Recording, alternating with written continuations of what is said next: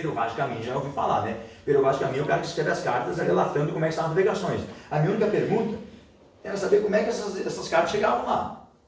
Porque veja bem, eles saíram de lá. Eu já contei aqui, né?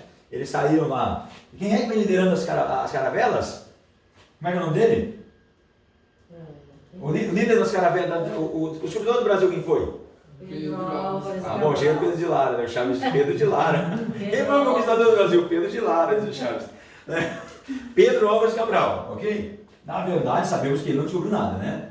Ele pegou somente os traços de um cara que veio antes, de um judeu chamado Cristóvão Colombo. Cristóvão Colombo era judeu, como a maioria dos caras aí que fez muita coisa importante era judeu. Pedro Álvares Cabral veio para o Brasil. Eu não vou falar de onde, já falei sobre essa questão do Brasil, né? Vem com 12 caravelas. A gente foi com 13, mas uma encalhou lá e veio com 12. Ele e o Cristóvão Colombo para embarcar, para perder caravela, nunca vimos. Porque o Cristóvão Colombo que perdeu caravela, né, veio com as 3 Maria e não sei mais quantos atrás, não sei se chegou nem com uma Maria depois no final. Mas Pedro, ele vem para o Brasil com 12. Chega no Brasil, descobre o Brasil, chama a ilha de Veracruz, vai descobrir que não era uma ilha do continente, legal continente, e chama de terra de Veracruz, ou terra da Cruz Verdadeira, e enfim, e ele manda uma carta para o Vaz de Caminha, que devia estar acompanhando ele fazer um relato, e junto com essa carta, Frei Henrique de Coimbra escreve: é nosso dever evangelizar essa gente. Frei Henrique de Coimbra ministra a primeira missa. Essa missa não teve nenhuma imagem presente, tinha apenas uma cruz, e essa cruz está lá em coroa vermelha. Está lá guardado ainda hoje os restos dessa cruz, onde eu ministrar a primeira missa. Lembra aquela foto, aquela imagem que tem a pintura no quadro de escola, que mostra um monte de índio pendurado nas árvores e um freio lá na frente, mesmo uma cruz grandona? Essa aqui é o relato da primeira missa. Ele ministra a primeira missa, vê que coisa tremenda. Ele ministra a primeira missa para um monte de marinheiros. Os indígenas não entendiam nada, ninguém estava ouvindo a missa marinheiro. Quem é que eram os marinheiros? Eram judeus e evangélicos que vinham fugindo da perseguição na Europa. Irmãos, o pessoal acha que esse pessoal que veio para o Brasil nessa época, era gente, os marinheiros eram pessoas que não tinham mais solução, eram bandidos, era gente fugindo de lá. E junto com esse povo aí, participa dessa primeira missa sem imagem, irmãos, sem idolatria, digamos assim, uma cruz só de madeira que foi levantada, só uma cruz. Só ela, quando é que isso você vai ver nos quadros de história. Só tem uma cruz, lembra lá naqueles quadros de história, irmãos? Só tem uma cruz. E ele escreve: é nosso dever, ele está profetizando uma autoridade, irmãos, isso aqui é uma autoridade espiritual sobre o Brasil naquele momento, declarando que o Brasil precisava ser evangelizado. Não era catequizado, era evangelizado. Ele, sem saber, ele está declarando sobre o Brasil: nós precisamos evangelizar essa gente. Né?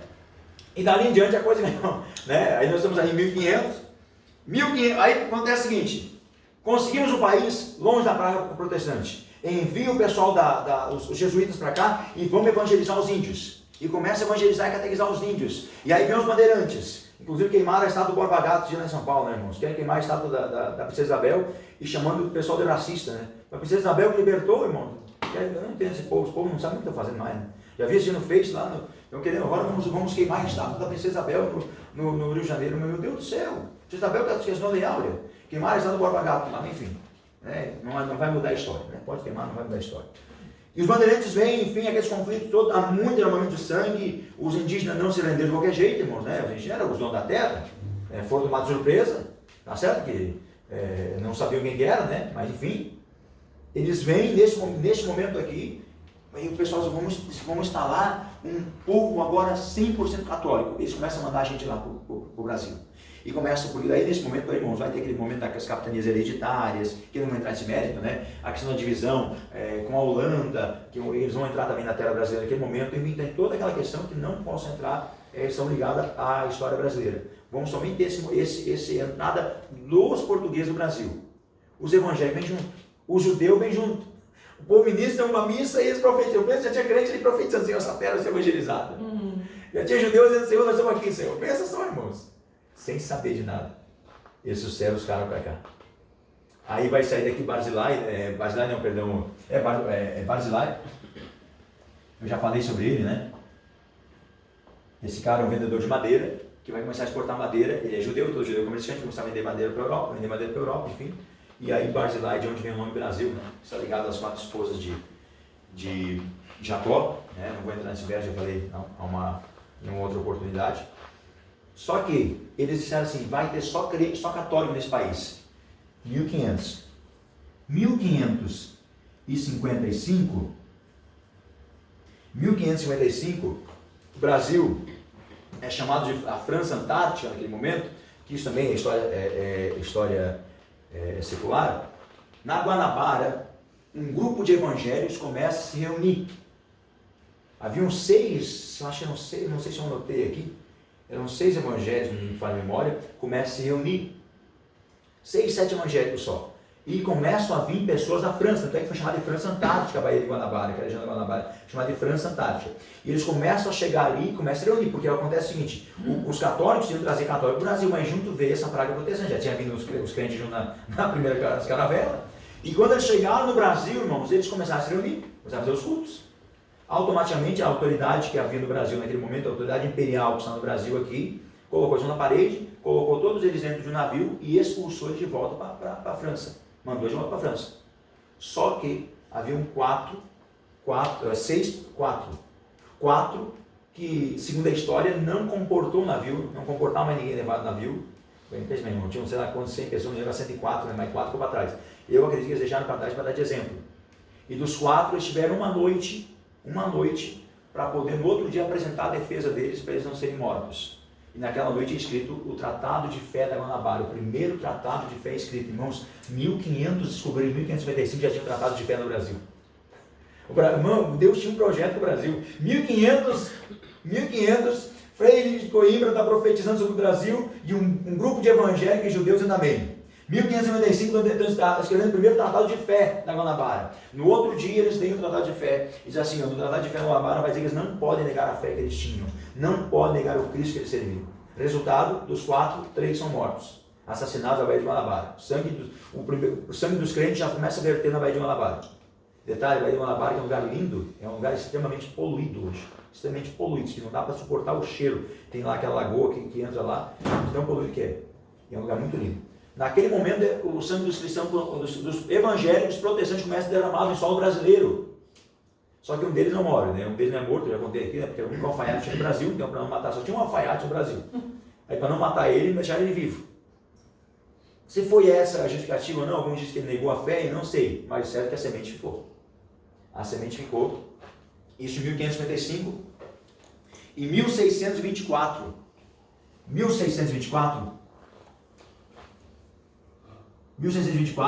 nós temos em Pernambuco,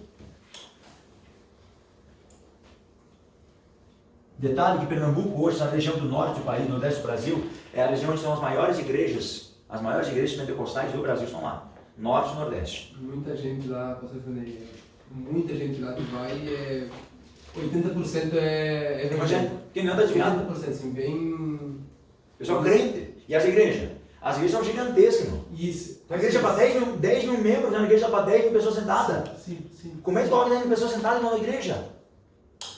A igreja, irmão, eu vi o complexo, uma quadra inteira, assim, eles terminaram agora, há poucos dias atrás, eu vi as comentas pelo Mensageiro da Paz, os caras inauguraram, pensa, um mega templo, irmãos. O pastor está lá não sei quantos anos e outro vai construir com 100% mão de obra da igreja. Não se gastou, exceto, o pastor presidente, lá são gigantescas, né?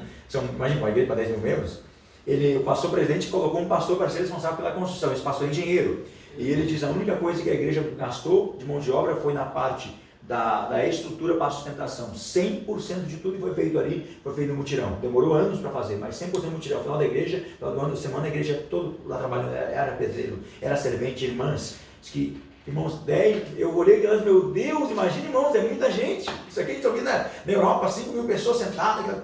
Mega templo, é um mega templo, a estrutura é gigantesca. Né? Então, nessa região aqui, em 1624, já tem colônias evangélicas. Não é um grupo mais, é colônias evangélicas.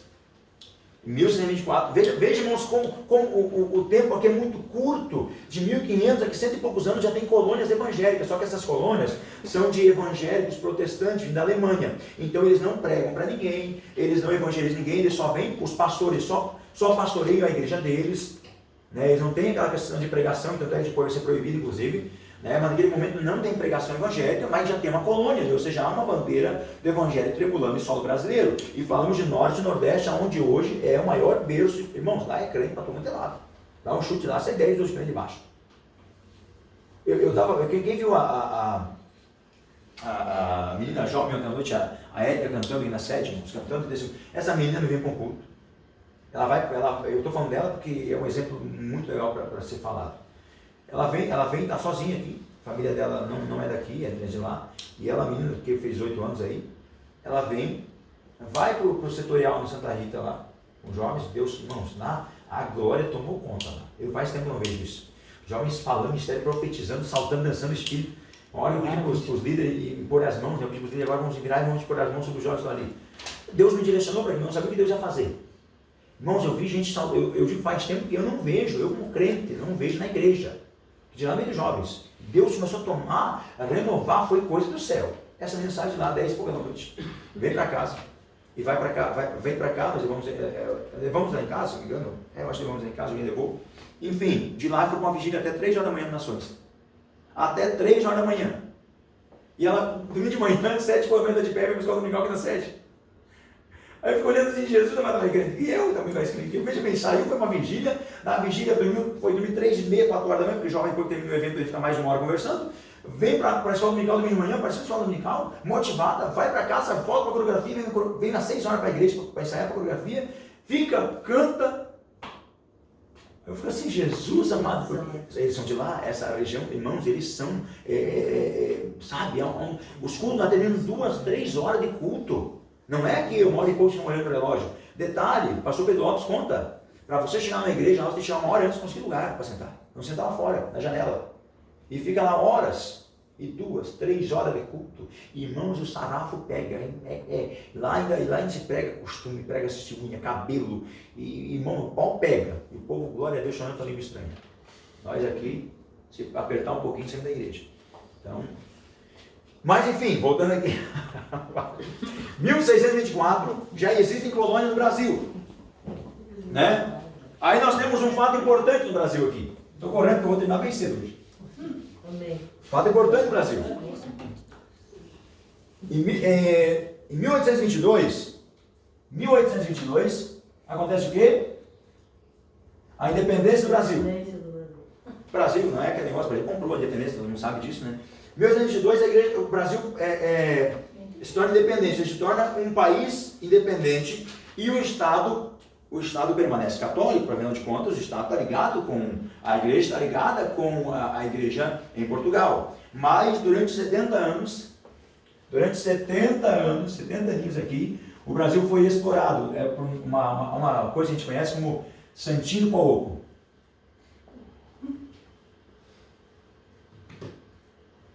Alguém já ouviu falar nisso? Claro que não já ouviu falar nisso, né? Sim, eu. Sabe o que é o Santinho do Paoco?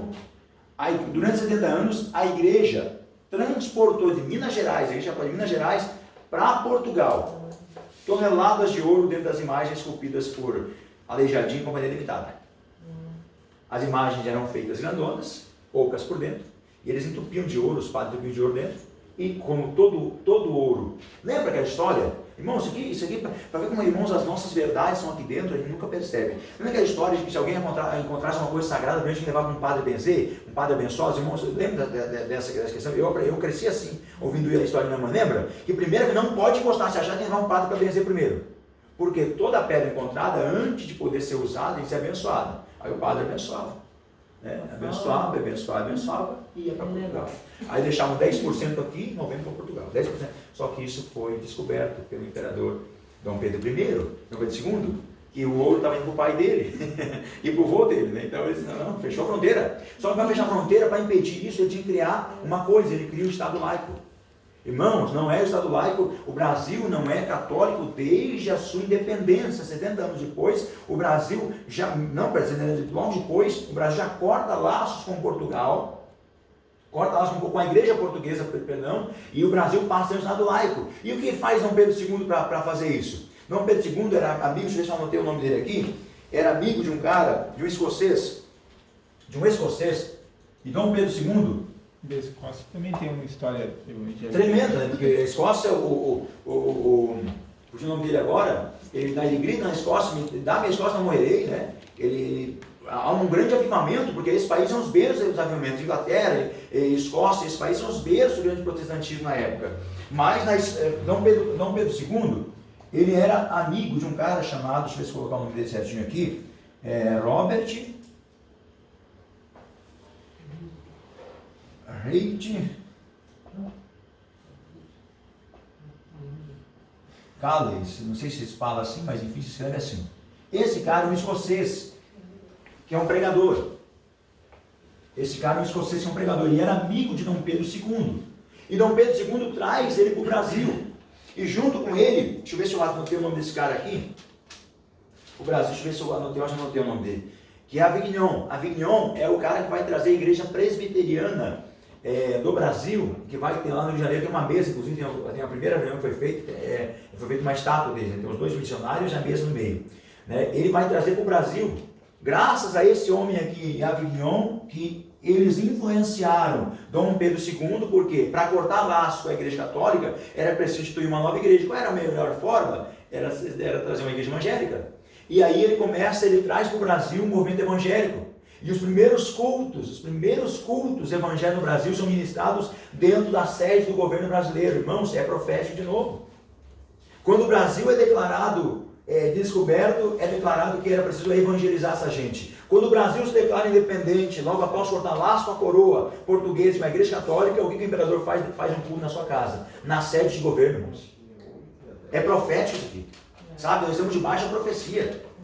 Porque veja bem, só tem autoridade, só demanda autoridade quem tem autoridade para demandar. Quando ele declara isso, quando o Ferreira Coimbra declara que é preciso evangelizar essa gente, ele é a autoridade espiritual no Brasil naquele momento.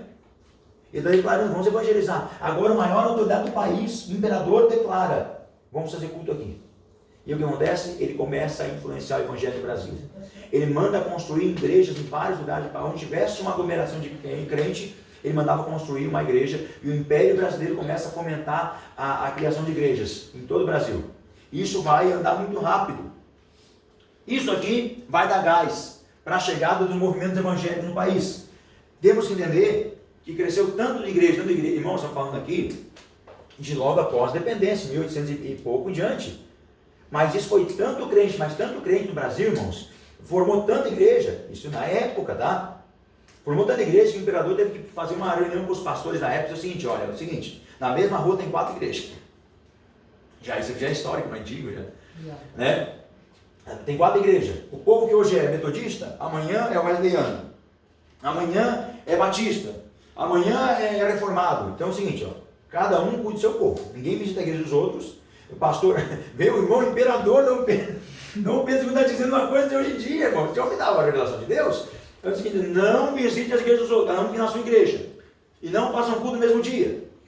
Né? E fez uma série de reuniões para assim, vamos estabelecer assim, eu construo igreja, vocês podem cultuar, podem evangelizar, mas cada um fique na sua.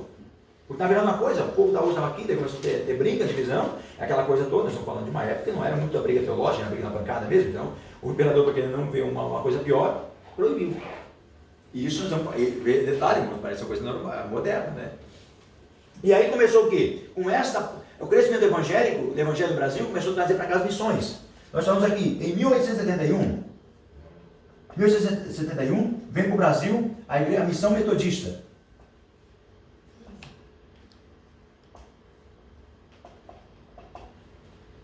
Mas então nem tinha ainda dado os 70 anos, ainda tinha o laço da coroa? Tinha o laço da coroa. Na verdade não era um laço direto, mas, por exemplo, ele era filho.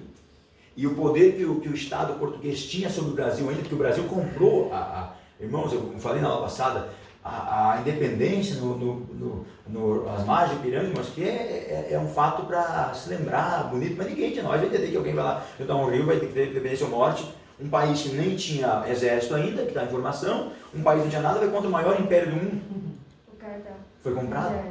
Foi pago, irmãos. Então, parte do ouro levado no começo, sim. Agora, quando o Brasil está aí, nós temos que ver que isso aí é muito mais atrelado, muito mais profundo negócio, né?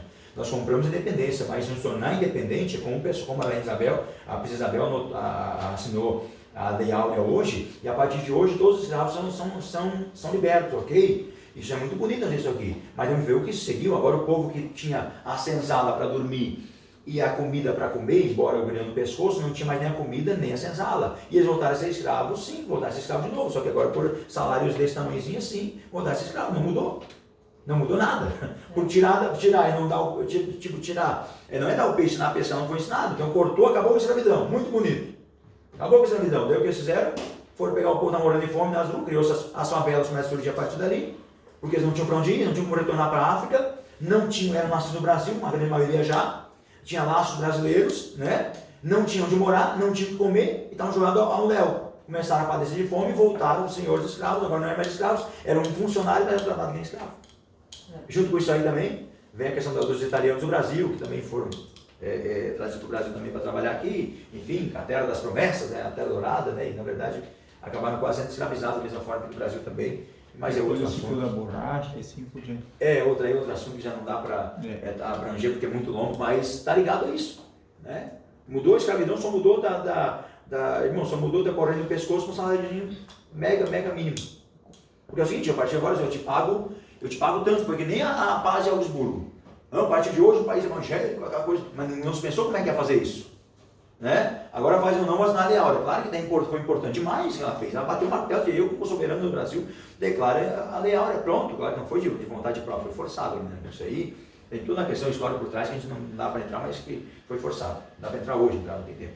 Mas ela assinou, mas não se pensou que isso ia provocar depois. Os senhores chegaram lá, te dou 10 reais trabalhando colhendo o dia inteiro, a semana inteira. Não quero, então vai morrer de fome. Te dou um prato de comida para você comer, dou um prato de comida, você pode dormir na senzala e dá de graça. Mas o seguinte, trabalha só a sol, mas eu quero comer, vai dormir lá. Só perdeu o grilhão, mas aí o grilhão da necessidade. A verdade é essa. 1881, chega no Brasil a Missão Batista. 1890, chega a Missão Episcopal. Alguém já ouviu falar das igrejas episcopal? No interior geralmente tem bastante igreja. Eu acho que lá na Barutinha é episcopal, né, Gilson?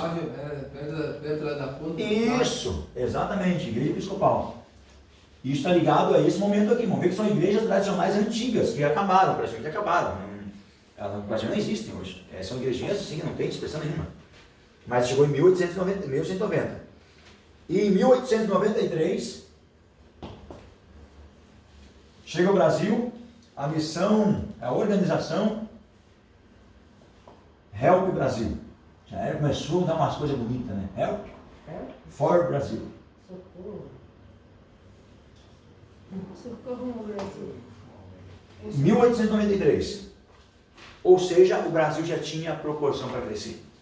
A igreja no Brasil já estava prosperando. Já tinha, irmãos, nós estamos falando aqui de poucos séculos de história em que a igreja se implantou no Brasil. E aí eu vou dizer uma coisa que eu li esses dias que é interessante. A gente vai falar de mais uma coisa, a gente vai terminar a aula. Tempos difíceis formam homens fortes. Homens fortes geram tempos mais fáceis. E tempos fáceis geram homens fracos. Esse tempo difícil aqui, de perseguição, de tudo, trouxe essas igrejas para o Brasil. Isso gerou o que vai vir depois, que é o movimento nós falamos aqui em 1900 no século XX, né?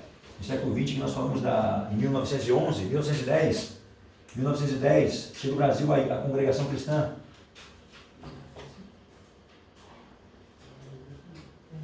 Em 1911 chega no Brasil, irmãos.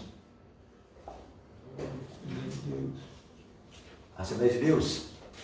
Você fala no Brasil, vem os missionários do Brasil, você fala na Assembleia de Deus do Brasil. Esses tempos difíceis trouxeram tempos mais fáceis. E esses tempos fáceis aqui, irmãos, esses tempos difíceis geraram homens fortes. Esses homens fortes geraram tempos mais fáceis. Depois aqui tem os grandes avivamentos. E esses tempos mais fáceis geraram a nossa geração, que é uma geração fraca. A geração fria. A geração fria de fé, fria de propósito. Estou falando só de fria espiritual também, isso é só um retrospecto, né? Gerou uma geração fria, fraca. Sem defesa, sem, sabe? Qualquer coisa, hoje em dia na inscrição, qualquer coisa, você corre para a internet para delatar nosso povo na internet, para ver se alguém tem misericórdia da gente, se alguém tem. Mas uma geração fraca. Uma geração fraca, infelizmente. Isso é uma verdade. Isso foi dita por um sheik árabe há um tempo atrás aí, e chocou e é verdade. Neste momento aqui, o momento dos grandes avivamentos, começa o que nós chamamos de pentecostalismo clássico. Este momento eu tenho do pentecostalismo clássico, Assembleia de Deus, Congregação Cristã. Nesse momento aí, irmão, o fogo pegou no Brasil. Pegou no Brasil em perseguição, gente tirando pedra, aquela coisa toda. Estamos falando aí desse momento. E aí, depois disso, junto com isso aqui, vem os movimentos de cura. De cura e libertação. De cura e libertação. Onde nós enquadramos a igreja do Evangelho Quadrangular. Nós enquadramos também a igreja Deus é Amor. E a igreja Brasil para Cristo.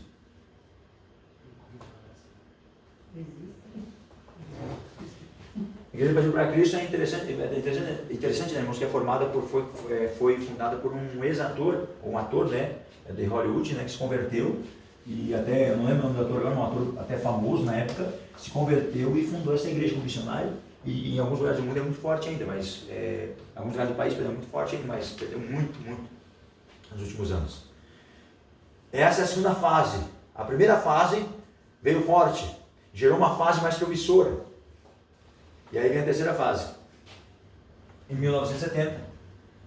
Isso aqui é história, tá, irmão? Não é preconceito, é história. Surge a Universal. Surge a Internacional. E também, junto aí, a Mundial. Estou falando daqui em diante, tá? Mundial e assim e várias outras. Que vem, que nós chamamos de pentecostalismo moderno, ou neopentecostalismo, né? Este é o momento que a gente está vivendo até hoje, né? O novo Pentecoste, novo movimento pentecostal, embasado em, como é que chama a expulsão de demônios? Exorcismo, né? Entrevista, copo de água benta, rosa ungida, uma venda de indulgência. Indiretamente é isso. E aí Hernandes Dias Lopes vai dizer: tempo que nós passamos por uma nova reforma. Precisamos nos reformar de novo, né? Essa é a história da igreja. O teu livro vai ter mais fatos aí sobre a questão histórica, falar sobre alguns historiadores. É importante que você leia, eu entendo que é necessário que você leia em casa, sobre iluminismo, nós já falamos, né? Aqui vai falar inclusive um brasileiro, Leonardo Boff, que é um teólogo que tem raiz em Concórdia, né? E quando fala, só fala besteira, mas vamos deixar assim, né? Mas tipo a Dilma. Faz isso. Fala do pentecostalismo na América Latina. É importante você ler para você ter fase de dados, mas para nós brasileiros, esses são os momentos mais importantes. E eu concluo dizendo aqui para vocês, que para mim uma das matérias que eu mais gosto de falar e gosto de citar, porque a história não há como você errar, porque ela tem fatos e dados. Não tem, se você seguir fatos, ela tem. Mas você percebe quando a gente fala de história de independência, de formação do Brasil, com a história do fim da guerra dos 30 anos, com esse conflito de datas, que uma coisa seguinte a outra, e ver que Deus tinha um projeto muito bem definido para tudo, irmãos. Com a virada da guerra dos 30 anos pela mão de um católico, né? Enfim, por tudo que sucedeu no Brasil e no mundo, neste meio tempo, o Brasil, o pessoal falou já tinha passado por aqui, né, irmãos, já tinha marcado uma rota aqui, depois Pedro Alves Cabral vem para cá, a questão de Pedro, né, de Pedro ser enviado por Dom Emanuel, né, Emanuel, Deus conosco, envia Pedro com 12, né, para o Brasil ser profético, né, enfim, tudo está debaixo de uma ligação e nada acontece por acaso. Deus, as rédeas, eu fico a frase uma vez de Hernandes Dias Lopes, que as rédeas da história humana não estão na mão dos homens, está nas mãos do Deus Todo-Poderoso. É Deus que conduz as rédeas da história humana. Horas ele larga um pouco mais, horas ele puxa e freia, mas está nas mãos de Deus. Não está nas mãos de qualquer um. E aí é o que eu digo para nós: descansemos nosso coração. Enfim, tudo que está acontecendo, que pode acontecer, tudo está na mão daquele que fez todas as coisas. Amém, gente? Daí isso é a minha aula. Espero que tenham absorvido alguma coisa. É o meu desejo. Tudo é impossível, né? E